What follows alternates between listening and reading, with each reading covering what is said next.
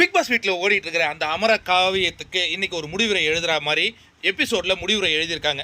நேற்றையே அவங்க பார்வதி, அரோரா அண்ட் கமருதீன் இவங்க 3 பேரும் உட்காந்து பேசி ஒரு முடிவுக்கு வந்தாங்க. அப்போ அரோரா நான் விலகிக்கிறேன் அப்படின்னாங்க. ஐயோ உன்னுடைய ஃப்ரெண்ட்ஷிப்லேருந்து நீ விலக வேண்டாம், ஃப்ரெண்ட்ஷிப்பில் அந்த பவுண்டரிக்குள்ளே இருந்தால் போதும் அப்படின்னு நம்ம 3 பேரும் உட்காந்து பேசுவோம்னு 3 பேரும் உட்காந்து பேசுகிறாங்க.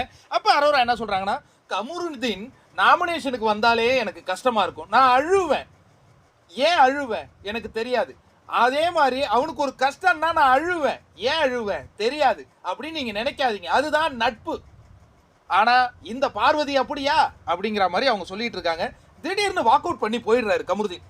என்னன்னு கேட்டா பேட்டரி எடுத்துட்டு வர போறேன்னாரு. அதுக்கப்புறம் டே வருத்தப்படாத அரோரா, 2 பேரும் பேசி கீசி முடிவு பண்ணலாம். விட்டுருங்க சாமி, என்ன விட்டுருங்கய்யா, உங்க சந்தாத்தமே எனக்கு வேண்டாம். எனக்கு துஷார் புகைப்படம் இருக்கு தலை ரூம்ல, அதை போய் நான் பார்த்து சந்தோஷப்பட்டுக்கிறேன். உங்ககிட்ட நான் சிங்கி அடிக்க முடியாதியா அப்படின்னு அவங்க கிளம்பி போயிட்டாங்க. அதுக்கப்புறம் எஃப்ஜே ஒரு பாட்டை பாடினாரு, வெண்மதி வெண்மதி நில்லு அப்படிங்கும் பொழுது தனக்காகவே, அதாவது அந்த பாடல் பாடும் பொழுது மீரா ஐயோ ரீமா சென் அந்த மழை நீர் ஷவர்ல உட்காந்துக்கிட்டு அப்படியே அழுவாங்க பாத்தீங்களா. அதே மாதிரி நம்ம அரோரா அந்த தலை ரூம்ல அந்த துஷாரின் படத்தை பார்த்துட்டு அப்படியே அழுதுகிட்டு இருக்கும்போது எனக்கு ஒரு சினிமா பார்க்குற எஃபெக்ட் கிடைச்சிச்சு. சே, இவ்வளவு ஒரு லவ்வா அந்த துஷார். டேய் நீ எபிசோடு பார்த்தீங்கன்னா என்ன ஆக அலண்டு போயிட்டு இருக்கான் ஆல்ரெடி அந்த பையன். அவனுடைய வாழ்க்கையவே சின்னாபின்னமாக்குன அரோரா, இன்னுமா அவனை விட மாட்டேங்கிற அப்படின்னு என் மைண்ட் வாய்ஸ் அப்படிதான் கேட்குது. விட்டுருமா, பாவமா, அவன் பொழைச்சு போட்டோம், விட்டுருக்கு அரோரா அப்படின்ட்டு தான் சொல்ல தோணுச்சு.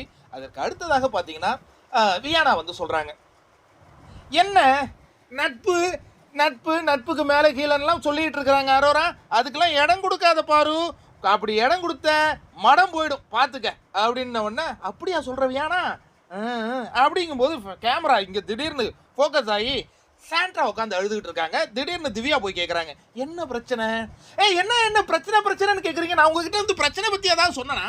ஒன்றுமே நான் சொல்லலை, போய் கேளு, பிரச்சனை போய் கேளு என்ன நடந்துகிட்டு இருக்குன்ட்டு. என்ன நடக்குது உங்களுக்குள்ள? இதெல்லாம் நான் கேட்க முடியாது, ஏன்னா இது எங்கள் அப்பா செத்த மாதம். ஆனால் அவங்க அப்பா செத்தது ஜனவரி 7 அப்படின்னு பிக் பாஸ் கிட்ட சொன்னாங்க. அந்த மாதம் தொடங்கும் போதே அவங்க வருத்தப்பட்டிருக்காங்க. காரணம் என்னன்னா, அவங்க அப்பா இறக்குற தருவாயில் கஷ்டப்பட்டிருக்காங்க, பணம் இல்லாத நிலையில் கஷ்டப்பட்டிருக்காங்க. யாரு? Prajan and Sandra. அதை தான் உள்ள பிக் பாஸ் ரூம்குள்ளே உட்காந்து சொன்னாங்க. அந்த ஃபீலிங்கை நம்மளால் புரிஞ்சிக்க முடியுது. ஏன்னா பெற்றோர்களின் மரணம்ங்கிறது சாதாரண விஷயம் கிடையாதுங்க. அதை கடந்து வர்றதுக்கு ஒரு மிகப்பெரிய மன தைரியம் வேணும். 1 வருடம் ஆகி கூட அவங்களால மீண்டு வர முடியல அப்படிங்கிறத நம்ம புரிஞ்சிக்க முடியுது. ஆனால் இவங்க அழுததுக்கு காரணம் அதுவும் ஒரு காரணம். பட் அதை விட முக்கியமான காரணம் சாண்ட்ராவும் திவ்யாவும் பிரஜனும் ஒன்னாவே நட்பாக இருக்கிறது அவங்களுக்கு பிடிக்கல. அவங்க பிரதர் அண்ட் சிஸ்டர்ஸாக தான் இருக்காங்க, பட் இவங்களுக்கு அது பிடிக்கல. அதை தான் அவங்க வெளிக்காட்டினாங்க. அதுக்கப்புறம் பாரு வந்து ஒரு அட்வைஸ் கொடுக்குறாங்க. நான் இன்னைக்கு வியானா கூட பேசிக்கிட்டு இருந்தேன்டா, அந்த ஃப்ரெண்ட்ஷிப் பற்றி அவங்க கரெக்டாக சொன்னாங்கடா. ஃப்ரெண்ட்ஷிப் எப்போ வேணாலும் காதலாக மாறுமாமே. என்ன சொல்கிற பாரு, ஃப்ரெண்ட்ஷிப் எப்போ வேணாலும் காதலாக மாறுமாப்பா. அதனால் நீ ஒரு பவுண்ட்ரி செட் பண்ணு. இந்த நிகழ்ச்சியில் வந்து நான் பவுண்ட்ரிங்கிறது இன்னும் எத்தனை நாள் கேட்க போகிறேங்கிறது எனக்கே தெரியல. பட் இருந்தாலும் அந்த பவுண்ட்ரியை செட் பண்ண போகிறேன்னு கமருதீன் புறப்பட்டு எங்கேயோ போயிட்டுருக்கார். பவுண்ட்ரியை செட் பண்ணுறார். கமருதீன்கிட்ட இருக்கிற ஒரு நல்ல குணம் என்னன்னா, ஒரு பொண்ணுகிட்ட பேசினா இன்னொரு பொண்ணை கம்ப்ளீட்டாக அவாய்ட் பண்ணிவிடுவார். இந்த பொண்ணுகிட்ட சண்டை போட்டால் அந்த பொண்ணுகிட்ட போவார். அப்போ இந்த பொண்ணை கம்ப்ளீட்டாக அவாய்ட் பண்ணிவிடுவார். நல்ல ஸ்ட்ராட்டஜி ராஜா, இது நல்ல ஸ்ட்ராட்டஜி. இவர் பாரு கூட இருக்கும்போது பாரு ரசிகர்கள்லாம் கமருதீனை பாராட்டுவாங்க. இவர் அப்படியே அரோரா கிட்ட போயிட்டா அரோரா ரசிகர்கள்லாம் அவரை பாராட்டுவாங்க. அதில் அரோரா ரசிகர்கள் மட்டும் இல்லை, கனி, சபரி, விக்ரம் எல்லாரும் சேர்ந்து பாராட்டுவாங்க. இது ஒரு நல்ல ஸ்ட்ராட்டஜி கமருதீனுக்கு. நல்லா பண்ணுறாப்புலப்பா, நல்லா பண்ணுங்க ராஜா. ஆனால் எனக்கு இன்னைய நாளில் ஒரு பர்ஃபார்மன்ஸ் என்ன மெய்சில் இருக்க வச்சுது அப்படின்னா, பாரு அண்ட் கமருதீனுடைய வார்த்தை இல்லை, இவங்க பண்ணாரு பாருங்க பிரஜன். ஆஹா ஆஹா ஆஹா, அற்புதமாக இருந்ததுங்க. அதே மாதிரி அந்த பேக்ரவுண்டு ஸ்கோரெல்லாம் அப்படியே வினோத் கொண்டு வந்து நம்ம கண்ணு முன்னாடி நிறுத்தின காட்சிகள்லாம் மெய்சில் இருக்க வச்சுச்சு. இவ்வளோ சாண்ட்ரா அவங்க புருஷன் இன்னைக்கு தான் நல்லா பர்ஃபார்ம் பண்ணியிருக்காங்க. அதை பார்க்க உனக்கு கொடுப்பணும் இல்லையம்மா, வெளியில் உட்காந்து அழுதுகிட்டு இருக்கியம்மா அப்படின்னு நம்ம சொல்ல தோணுச்சு. ஏன்னா ரியலாக இருந்தது, சூப்பராக இருந்தது, எக்ஸலண்ட்டாக இருந்தது. இதில் அரோரா சின்க்ளேயர் ஸ்ரீதேவி கேரக்டர் எடுத்து அவங்களும் சிறப்பாக ஸ்கோர் பண்ணாங்க. அவங்களுக்கெல்லாம் நான் என்னுடைய பாராட்டுகளை தெரிவிச்சுக்கிறேன். அதற்கு அடுத்ததாக பார்த்தீங்கன்னா ப்ரோமோவில் ஒன்று வந்தது, நம்ம தாலை தலைவன் சபரி ஒரு ப்ரோக்ராம் கல்யாண மாலைங்கிற மாதிரி பிபி மாலை நடத்தினாரு. எங்கடா அது எபிசோட்லேருந்து தூக்கிட்டீங்களே. என் தலைவனை கஷ்டப்பட்டு வறுவல் இருவல் கடலை கடலைன்னு பேசிட்டு இருந்தாங்களே, எங்க அது? நல்லா இல்லைல்ல. ஆனால் சூப்பராக இருக்கிறது எபிசோடில் காட்டினாங்க. நல்லா இருந்தால் அதை காட்டுவாங்க, சும்மா கிரிஞ்சாக இருந்தால் அதை தூக்கிடுவாங்கங்கிறத நான் இன்னைக்கு தெரிஞ்சுக்கிட்டேங்க. அதற்கு பிறகு பார்த்தீங்கன்னா இன்றைய நாளில் ஒரு சிறப்பான சம்பவம் அப்படின்னா, மீண்டும் அந்த பிரஜனுக்கு என்ன நடந்தது ஏது நடந்ததுன்னே புரியல. அதாவது என்னென்னா எனக்கு அது ஒரு கன்ஃபியூஸாக இருக்குது. ஒரு பொண்டாட்டி உட்காந்து 4 மணி நேரமாக அழுதுகிட்டு இருக்கும்போது ஒரு கல்நஞ்சம் படைத்த பிரஜன் போய் என்னன்னே கேட்க மாட்டாருங்க, திவ்யாட்ட கேட்டுக்கிட்டு இருக்காரு.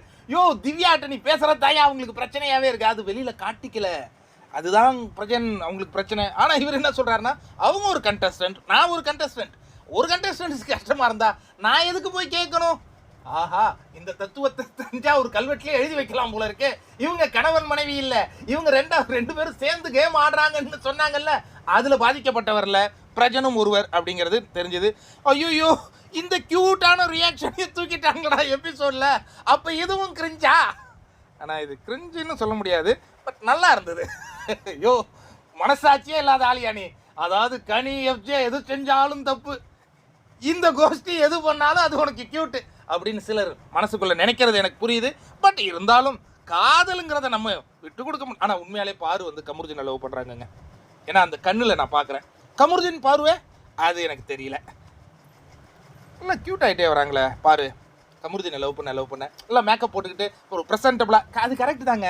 இப்போ நம்ம நல்ல ட்ரெஸ்ஸு நல்ல இதெல்லாம் எப்போ போடுவோம்? நம்மளை ஒருத்தவங்க பார்க்குறாங்க அப்படின்னு தான் போடுவோம், இல்லைன்னா ஆராசமாக இருப்போம்.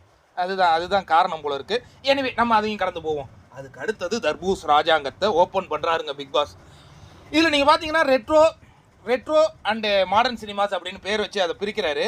ஆனால் ரெட்ரோ ரவுண்டை பொறுத்த வரைக்கும் அவங்களுடைய பர்ஃபார்மன்ஸை விட மாடர்ன் சினிமாஸ் தெறிக்க விட்டுக்கிட்டு இருக்காங்கன்னு சொல்லலாம். அதுலேயும் பர்டிகுலராக டிஆர் வேடமிட்ட கானா வினோத்தினுடைய பஞ்சுகள், அவருடைய டைமிங் எல்லாமே இந்த இதில் என்ன பண்ணுதுன்னா களகட்டி பறக்குது. கானா வினோத்தை திறந்து நத்த கண்ணா ஐயோ பூந்து விளாடுறாங்கங்க பாரு. ஐயோ அந்த பொண்ணுக்கு அதாவது இன்னைய நாளில் பார்த்தீங்கன்னா கானா வினோத் பாரு தான் ஓட்டிங்லேயும் லீடிங்கில் இருக்காங்க. இந்த வீக்கில் பர்ஃபார்மன்ஸில் அவங்களும் தான் கொடிகட்டி பறப்பாங்கங்கிறதுல மாற்று கருத்தே இல்லை. அந்த கேரக்டராகவே மாறிட்டாங்க, சூப்பராக இருந்தது.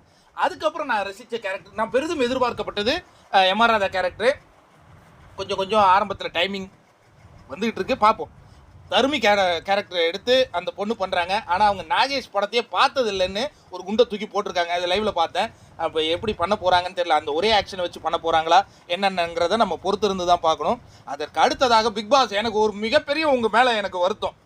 அதாவது எல்லாருமே இன்ட்ரோ பண்ணதை காட்டினீங்கல்ல, ஏன் தங்க தலைவி தானே தலைவி ரம்யாஜோ ஒரு வேடம் விட்டுருக்காரு, ஏன் காட்டலை எங்களுக்கு? அவங்க என்ன கேரக்டர் போட்டிருக்காங்க, ஒரு நைட்டியை போட்டு உட்காந்துருக்குறாங்க. ஓஹோ, பஞ்சதந்திரம் படத்தில் வர பஞ்சதந்திரமா அந்த படம்? பஞ்சதந்திரத்தில் வர தேவயானி கேரக்டரா? ஏமாத்திர அதை ஏன் ஒரு இன்ட்ரோட கூட காட்டல. அது மயக்க வந்த பொண்ணு, ஆல்ரெடி அந்த பொண்ணு அப்படி தான் இருக்கும். அதுக்கு அந்த கேரக்டரை கொடுத்து படுத்து தூங்க வச்சிட்டிங்களா பிக் பாஸ்? இந்த டீம் ஜெயிச்சதுன்னா, மாடர்ன் டீம் ஜெயிச்சதுன்னா எங்கள் ரம்யாஜோ நாமினேஷன் ஃப்ரீ பாஸ் வாங்கிக்கிட்டு இன்னும் ஒரு வாரம் வீட்டுக்குள்ளே இருப்பாங்க. அதை நினைக்கும் போது தான் இதயத்தின் வலி அதிகமாக இருக்குது எனக்கு. அடுத்தது இந்த கேரக்டரில் வந்து சரோஜா தேவி, அவங்களும் கொஞ்சம் நல்லா பண்ணுறாங்கங்க, பாராட்டுகளை தெரிவிச்சுப்போம். எஃப்ஜே உடைய மெனக்கடலை நான் இந்த இடத்துல கண்டிப்பாக பாராட்டுவேன். இவர் ரத்தம் சொட்ட வேலை பார்க்குறாரு, யார் தம்பி அமித், இவருடைய இன்வால்மெண்ட் கூட ஓகே. மேஜர் சுந்தரராஜ் பிரஜன் அந்த பாடி லாங்குவேஜ்லாம் எடுக்கிறாரு, ஒரு டிஃப்ரெண்ட்டாக ட்ரை பண்ணுறாரு.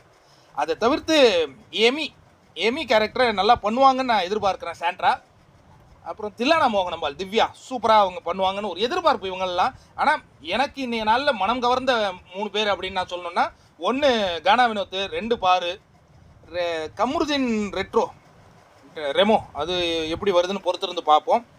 3வது ஆள் யாரையா?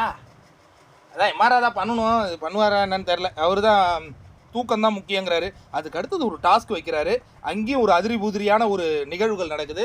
ஆனால் இப்போ காட்டினதுலேயே நீங்கள் பார்த்தீங்கன்னா மாடர்ன் சினிமாஸ் தான் ஜெயிக்கிறாங்க. ஒட்டுமொத்த முடிவுகள்லையும் மாடர்ன் சினிமாஸ் தான் ஜெயிச்ச மாதிரி அந்த ப்ரோமோவில் வந்துருச்சுல, அவங்க தான் ஜெயிக்கிறாங்க. இங்கே அமித்துக்கு ஒரு கோபம் ஏற்படுது. பாரு நயனு காதில் கத்துனாங்கன்னு ஒரு குற்றச்சாட்டை வச்சுட்டு தனியா போய் படுத்தே விட்டார் ஐயா அவர்.